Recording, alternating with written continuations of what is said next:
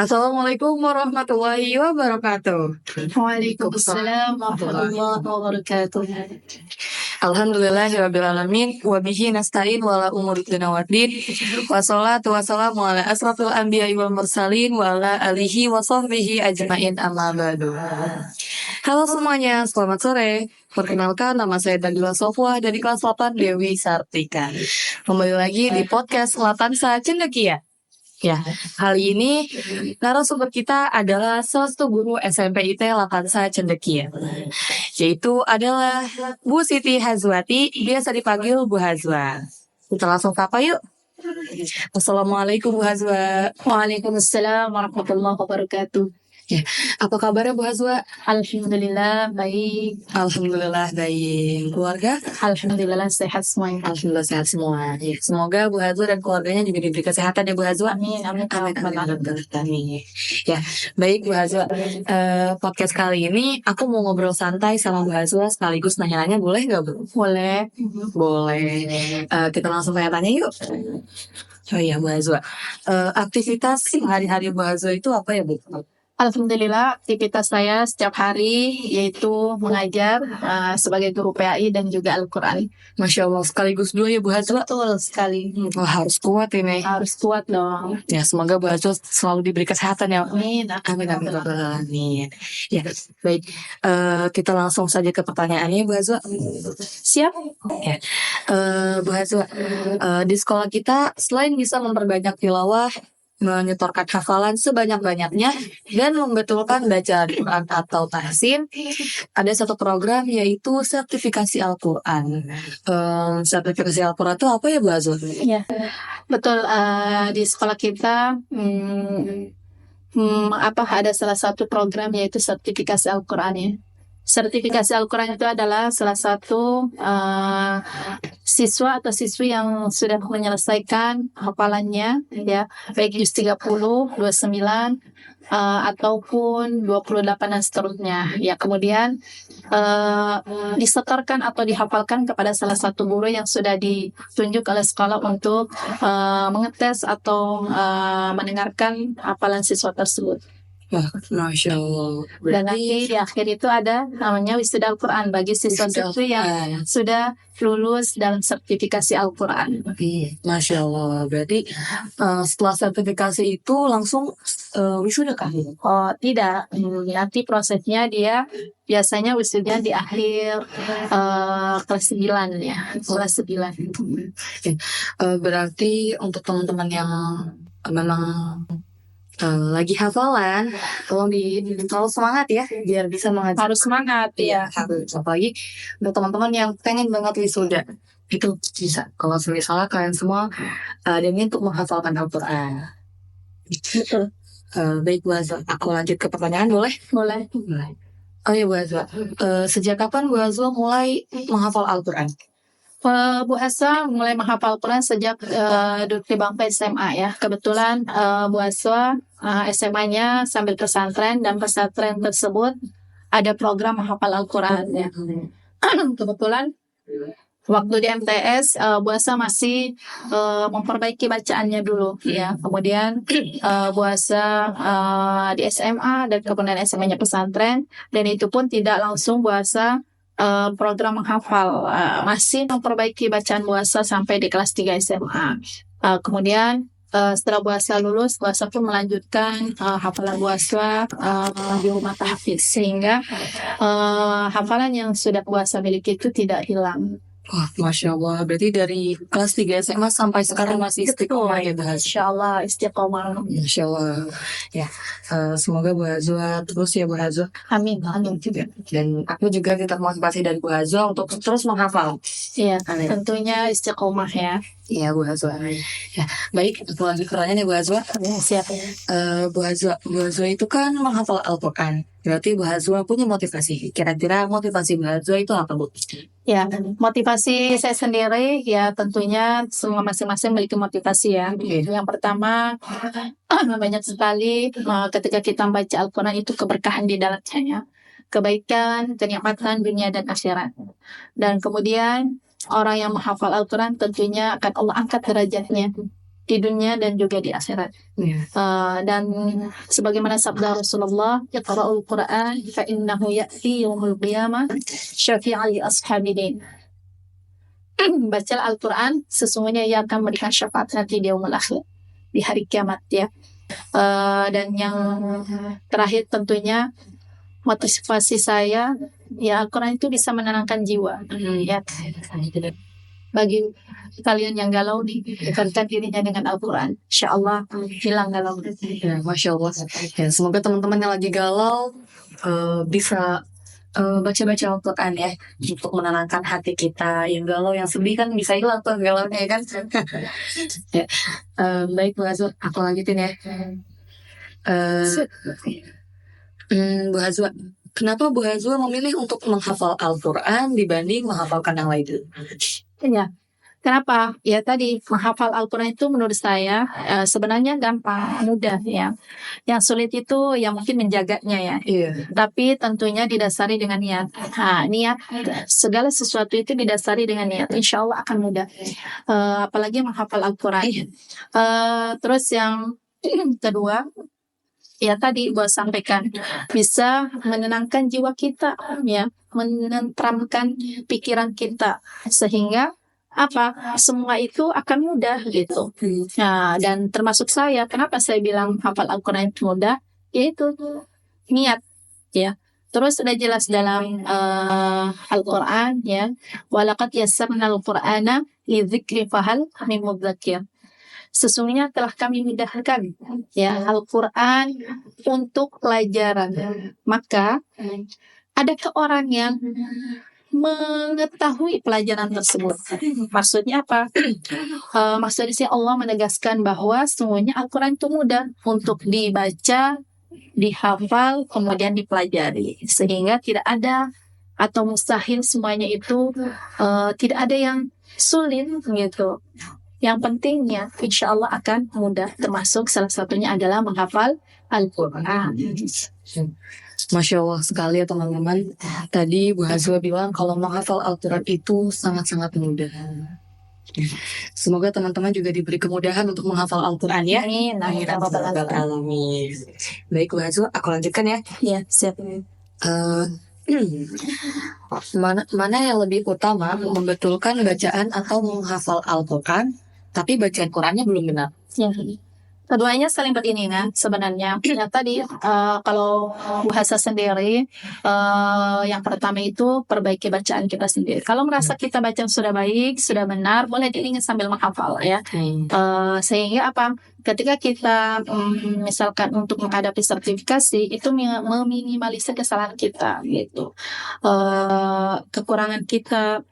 Makanya perbaiki dulu, nanti sambil kita memperbaiki bacaan kita boleh sambil menghafal gitu. Jadi keduanya saling tidak ada yang mana yang lebih utama dan mana yang lebih baik. Semuanya baik ya, dan semuanya juga tidak ada yang lebih baik yang mana, tidak ada, semuanya baik ya. Boleh kita membaca sambil iring dengan menghafal. Tentunya perbaiki dulu bacaan kita sehingga ketika kita ingin menghafal itu meminimalisir bacaan kita itu sedikit kesalahan. Tapi untuk memulai hafal itu memang harus dari bacaan dulu ya Bu Hazwa? Ya, betul. Ya, makanya tadi puasa itu ketika puasa di SMA masih ada program menghafal Al-Quran, tapi puasa masih fokus untuk memperbaiki bacaan terlebih dahulu. Sehingga tadi ketika puasa udah siap untuk menghafal itu sedikit kesalahan untuk bacaan atau tajwidnya dan lain sebagainya. Ya, baik teman-teman yang tadi diucapkan Bu Hazwa, dua-duanya sama-sama baik, tapi mungkin alangkah baiknya diperhatikan dulu bacaannya sebelum dihafal. Betul. Ya, Bu Hazwa, bagaimana caranya agar kita mengetahui kalau hafalan kita ini sudah benar? Caranya yang pertama tentunya kita disimak ya, hafalan kita atau bacaan kita kepada orang lain. Boleh kepada keluarga kita sendiri, orang tua, ketika itu misalkan punya waktu luang, ya orang tua, bapak atau ibu atau saudara yang lainnya. Ketika mereka punya waktu luang, boleh mereka untuk diminta menyimak bacaan kita, sehingga kita bisa mengetahui kekurangan, kesalahan bacaan kita itu gimana sampai mana gitu, seberapa. Dan mungkin teman kita boleh ya. Dan cara yang kedua itu kalau saya sendiri itu dengan cara merekam suara ya, merekam suara ataupun voice note di HP. Kemudian setelah selesai kita buka rekaman tersebut, kemudian kita cocokkan dengan Al-Quran. Di mana nih letak kesalahan atau kekurangan kita, sehingga kita bisa tahu, jangan sampai kita tidak tidak disimak atau dilihat bacaan kita, sehingga ketika kita mau sertifikasi banyak sekali kekurangan dan kesalahannya seperti itu.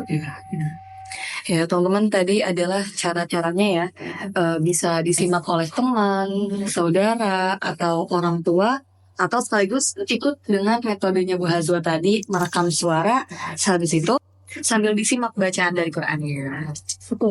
Boleh dicoba tadi, oke? Ya, Bu Hazwa, aku mau tanya, metode atau langkah-langkah agar mudah menghafal Al-Quran dan mempersiapkan sertifikasi Al-Quran itu bagaimana, Bu? Tadi atau langkahnya ya sebenarnya semua mungkin udah pada tahu ya. Yang tadi di awal saya sampaikan, diawali atau didasari dengan niat ya. Niat, kita niatkan semua itu ibadah kepada Allah Subhanahu wa taala agar mendapatkan pahala dari Allah Subhanahu wa taala. Yang kedua tentunya meneguhkan keyakinan kita, tanamkan dalam diri kita bahwa menghafal itu mudah gitu. Mindset kita tanamkan menghafal itu mudah, tidak ada yang sulit, sehingga itu termotivasi untuk diri kita sendiri bahwa menghafal itu memang mudah gitu. Yang ketiga tentunya sholat hajat ya. Sholat hajat kita mohon atau berdoa kepada Allah agar semuanya dimudahkan, dilancarkan ketika kita menghafal Al-Quran ya. Terus selanjutnya memperbaiki bacaan tadi, perbaiki bacaan kita ketika kita sudah memperbaiki bacaan kita, sudah bagus bacaan kita, sehingga letak kesalahan kita sedikit itu lebih baik ya. Terus tentunya minta doa kepada orang tua, kedua orang tua kita. Kita mohon kepada orang tua kita untuk mendoakan kita semua agar kita diberikan kelancaran dan kemudahan dalam menghafalnya. Terus ya, Bu Hazwa, aku mau nanya, kira-kira metode atau langkah-langkah agar mudah menghafal Al-Quran dan mempersiapkan sertifikasi itu kayak gimana, Bu? Metode atau langkahnya yang terpenting pertama adalah niat ya, dasari dengan niat. Kita niatkan semua itu ibadah kepada Allah Subhanahu wa taala. Terus kita niatkan mendapatkan pahala dari Allah Subhanahu wa taala. Yang kedua, tentunya meneguhkan keyakinan kita, tanamkan dalam diri kita bahwa menghafal itu mudah. Sehingga selalu ada motivasi untuk diri kita sendiri bahwa menghafal itu memang mudah gitu.